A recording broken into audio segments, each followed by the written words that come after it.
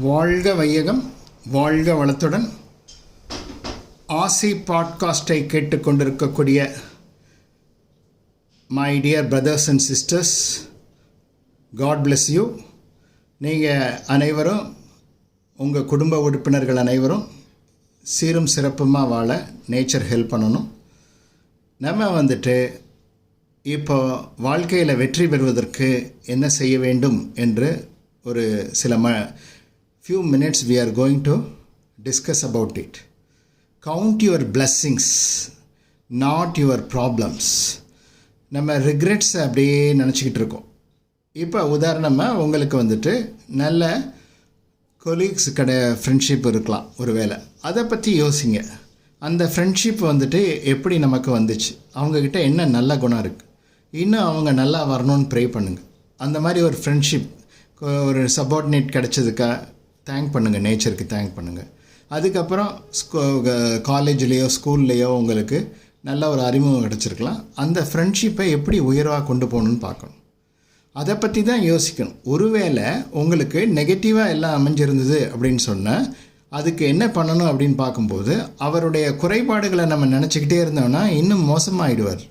அதனால் அவங்களுக்காக நம்ம இரவில் கூட கொஞ்சம் ப்ரே பண்ணிவிட்டு, அவங்களுக்கும் நமக்கு இடையில் ரிலேஷன்ஷிப் ஸ்ட்ரெயின் ஆக வேண்டாம் அப்படின்ற மாதிரி ப்ரே பண்ணிவிட்டு படுக்கணும்.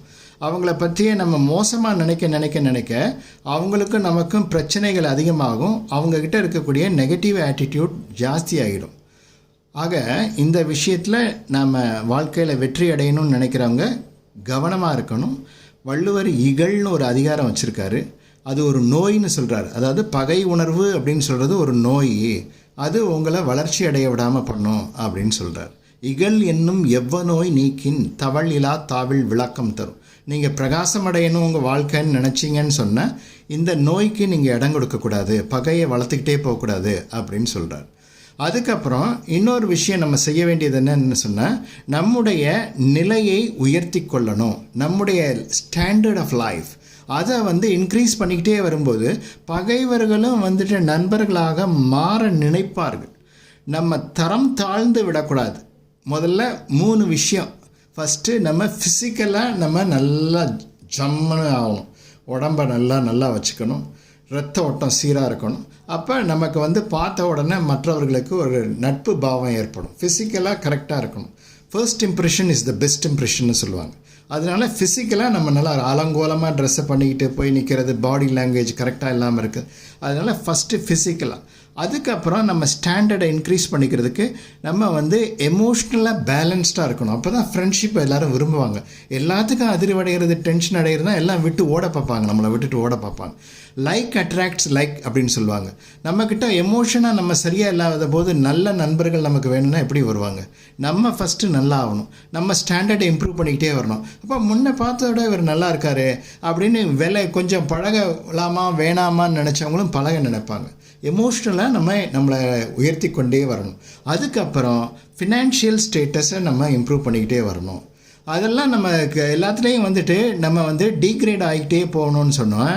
நம்மக்கிட்ட ஏற்கனவே உள்ள நல்ல நட்பு கூட இவர் நம்ம தொடர்ந்து கண்டினியூ பண்ணலாமா வேணாமா அப்படின்னு யோசிக்க ஆரம்பிச்சிருவாங்க. ஃபுல்லாக நெகட்டிவ் எனர்ஜியாகவே இருக்காரு அப்படின்ட்டு. அதனால் இது மாதிரி விஷயங்கள் எல்லாம் நம்ம ஸ்டாண்டர்டை இன்க்ரீஸ் பண்ணிக்கிட்டே போகணும். நம்ம உயர்ந்து கொண்டே வர வேண்டும்.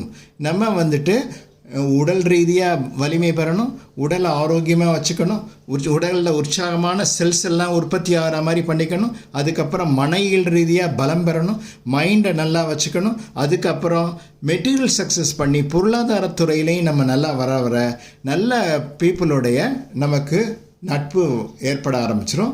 அப்போ வாழ்க்கைன்றது ஒரு 80 வயசு 90 வயசு வாழ்கிறதுன்றது சாதாரணமாக தெரியும் நமக்கு. அதனால் நமக்கு வயதான வரக்கூடியது ப்ராப்ளம் 2 தான். ஒன்று, ஃபிசிக்கலாக நமக்கு மற்றவங்க சப்போர்ட் தேவைப்படுது. வயதாக நம்ம ஆரம்பத்திலேருந்தே உடற்பயிற்சி, சுவாச பயிற்சி இதெல்லாம் பண்ணி உடம்பை நல்லா வச்சுக்கணும். டைமுக்கு சாப்பிட்றது, டயட்டில் ரொம்ப கவனமாக இருக்கணும், ப்ராப்பர் டயட்டு. அதுக்கப்புறம் நம்ம அடுத்தவங்கள எதிர்பார்க்குற மாதிரி இருக்கக்கூடாது. அப்போ தான் நம்மளை விட்டு எல்லோரும் விலகுறாங்க. நம்ம அடுத்தவங்களுக்கு கொடுக்கக்கூடிய நிலையில் இருக்கணும். இந்த 2 விஷயத்தை ஞாபகம் வச்சுக்கிட்டாலே நம்ம லைஃப் ரொம்ப ஈஸியாக இருக்கும். பொருளாதாரத்தில் நல்லா பலம் பெற்று இருக்கணும். அதுக்கப்புறம் உடல் ரீதியாக ஆரோக்கியமாக இருக்கணும். நம்ம 90 வயசு ஆனால் கூட நம்மளை சுற்றி பல பேர் வந்துட்டு நமக்கு உதவியாக இருக்கணும்னு நினைப்பாங்க. ஏன்னா இவங்களால நமக்கு பெரிய தொந்தரவு வராது, இவங்களோட பழகுனா பிரச்சனை வராது அப்படின்னு நினைப்பாங்க.